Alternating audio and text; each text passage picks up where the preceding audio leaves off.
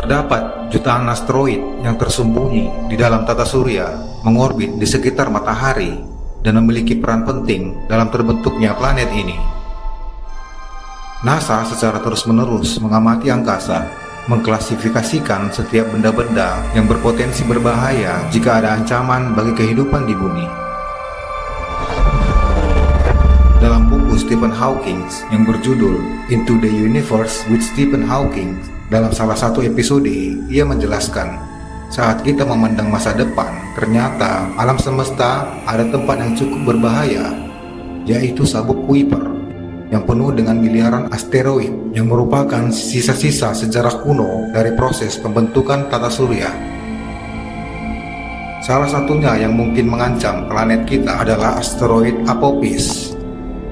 Nama ini sesuai dengan mitologi Mesir kuno, yaitu dewa kegelapan dan kehancuran. Pada bulan Desember 2004, asteroid Apophis sempat menimbulkan kekhawatiran karena probabilitas awal menunjukkan bahwa ada kemungkinan 2,7% asteroid ini akan menabrak bumi pada tanggal 13 April 2029.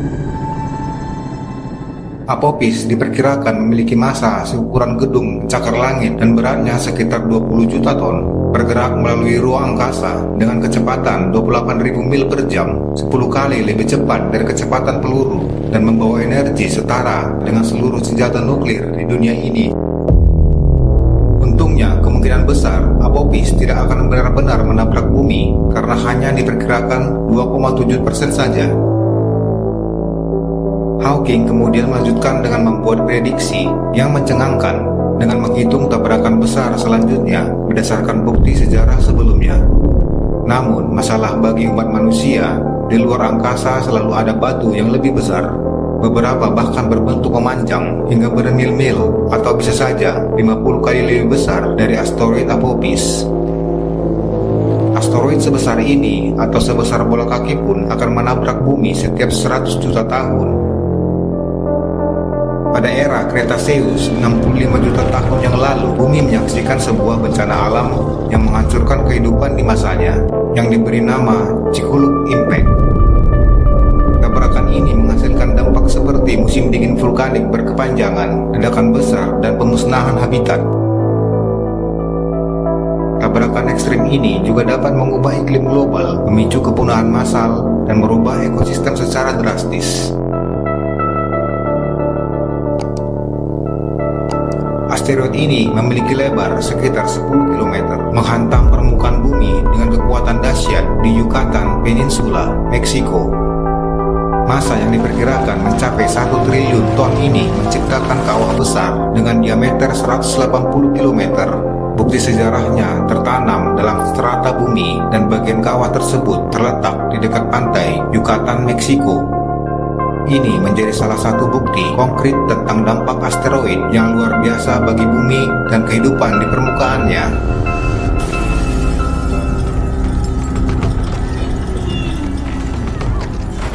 Pada tanggal 15 Februari 2013, asteroid 2012 DA14 melewati bumi dalam jarak yang sangat dekat, menjadikannya salah satu asteroid terdekat mendekati bumi yang tercatat dalam sejarah pengamatan modern.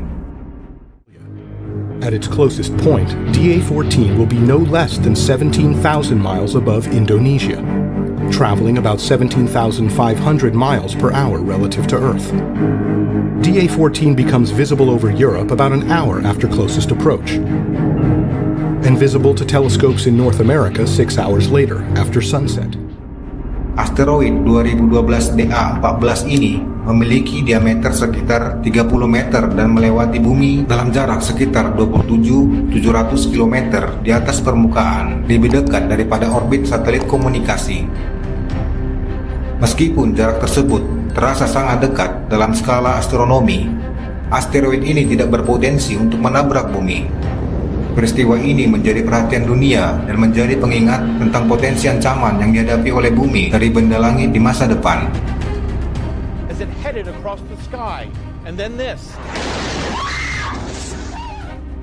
Kita tidak tahu kapan asteroid berikutnya akan menabrak.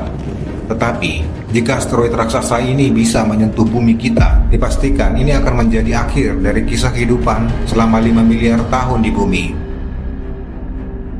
Namun NASA dan berbagai lembaga astronomi di seluruh dunia telah mengamati dan melacak asteroid seperti ini untuk memahami orbit dan karakternya. Badan antariksa ini secara aktif terlibat dalam penjelajahan dan perlindungan bumi dari potensi tabrakan asteroid di masa depan. Misi seperti ORITIS-REx dan DART dirancang untuk memahami asteroid dan bahkan mengubah jalur mereka keluar zona sabuk Kuiper atau melewati batas zona tata surya jika akan mendekati bumi. Ini sangat diperlukan untuk menghindari tabrakan di masa depan. Dalam seri yang sama, Hawking juga membahas bagaimana manusia menjadi penyebab akhir takdir mereka sendiri. Ia berpendapat apa yang kita lihat bukan hanya masa depan kosmos yang kita tinggali ini, tetapi juga tantangan besar yang akan dihadapi.